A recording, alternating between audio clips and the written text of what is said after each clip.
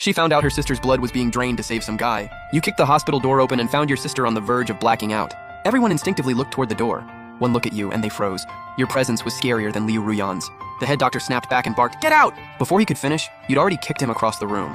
You moved like a ghost and appeared right next to the nurse. She panicked and gripped the needle, almost full of blood. You grabbed her wrist and snapped it. A blood-curdling scream tore through the blood draw room. You took the needle and carefully pulled it out of your sister's arm. Then you ran the blood through the machine to separate it. Once done, you swapped in a fresh blood bag for her. Warm blood flowed back in. Her vision slowly came into focus. She forced her eyes open, her voice weak but warm. "Is that you, big bro?" She'd seen photos of her brother before. He looked a little different, but she just knew it was him. Your hand stilled for a moment, then you softly said, "Yeah." Your 3 crew members at the door stood there, totally lost for words. None of them had ever seen the boss act like this. He always wore a smile, but they knew it was just a mask.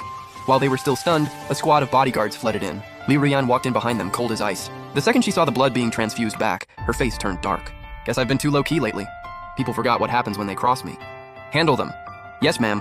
The squad leader waved his hand. "Take them all down!"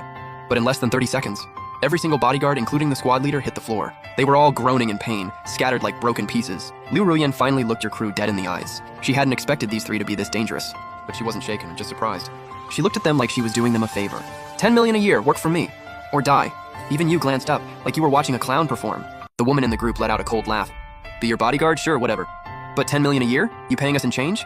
She was one of your closest. Di Sha, one of the 3 rulers of the underground. Liu Ruyan's eyes went cold with killing intent.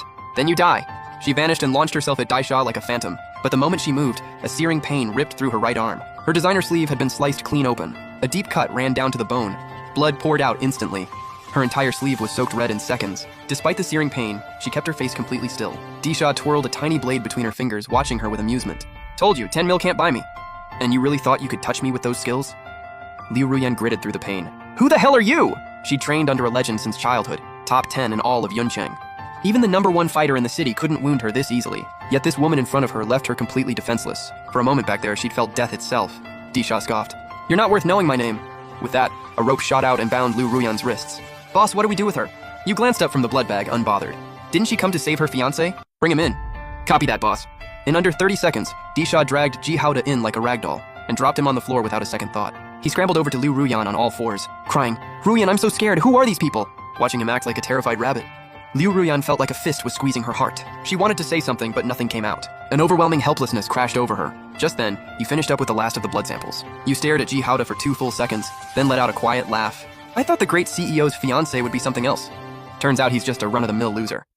Liu Ruyan's already cold face flooded with murderous rage. Her fist clenched so tight her nails dug into her palms. Someone actually dared to talk about her man like that. Ji Haoda scrambled to defend himself. "I'm not.